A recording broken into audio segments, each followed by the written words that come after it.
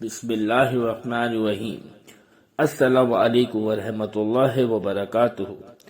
مولانا روم نے لکھا ہے کہ ایک دفعہ ایک شخص نے اللہ کی عبادت کرنا شروع کر دی اور پروردگار کی عبادت میں اتنا مشغول ہوا کہ دنیا میں سب کچھ چھوڑ چھاڑ کر سب کچھ بھلا دیا اور سچے دل سے اللہ کی رضا میں راضی رہنے کے لیے انسانیت کے رستے پر چل پڑا۔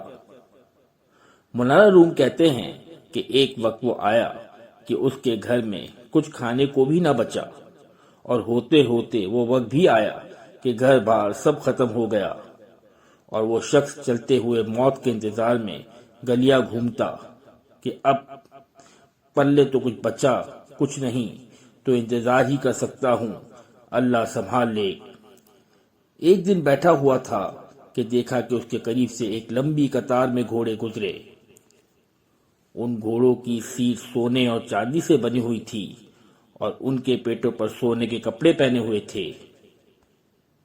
ان گھوڑوں پر جو لوگ بیٹھے تھے وہ کسی شاہی گھرانے سے کم نہ لگتے تھے۔ ان کے سروں پر سونے کی ٹوپیاں تھیں اور ایسے معلوم ہو رہا تھا کوئی بادشاہ جا رہے ہیں۔ اس شخص کے دریافت کرنے پر اسے بتایا گیا کہ یہ 7 گاؤں میں ایک بادشاہ ہے، یہ سب اس کے غلام ہیں اور بادشاہ کے دربار میں جا رہے ہیں۔ وہ شخص کچھ دیر حیران ہوا کہ یہ حالت غلاموں کی ہے تو بادشاہ کی کیا حالت ہوگی۔ اس نے آسمان کی طرف منہ اٹھا کر کہا، میرے بادشاہ، میرے مالک، میرے اللہ، شکوہ تو تجھ سے نہیں کرتا، لیکن اس بادشاہ سے ہی غلاموں کا خیال رکھنا سیکھ لے۔ اتنی بات کہہ کر وہ شخص چل دیا۔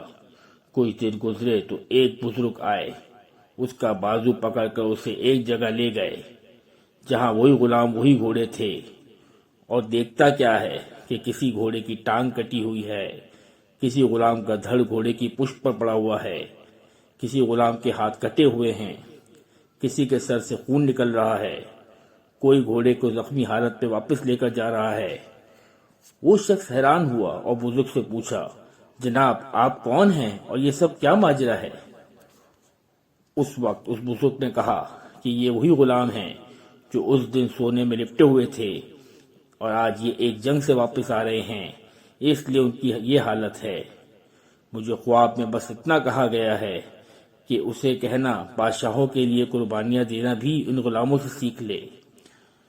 حقیقت میں ہمیں قربانی دینا آیا ہی نہیں دوستو، چاہے دین کا معاملہ سیدھا کرنا ہو، رشتہ داروں کا یا دنیا کا۔ جس دن ہم قربانی دینا سیکھ لیں گے، دین کے لیے، اپنوں کے لیے اور دنیا کے لیے، اس پر توکل کرنا سیکھ لیں گے، اس دن شہنشاہ اللہ رب العزت ہمیں ایسی بادشاہت عطا فرمائے گا جو کبھی نہ ختم ہوگی انشاءاللہ۔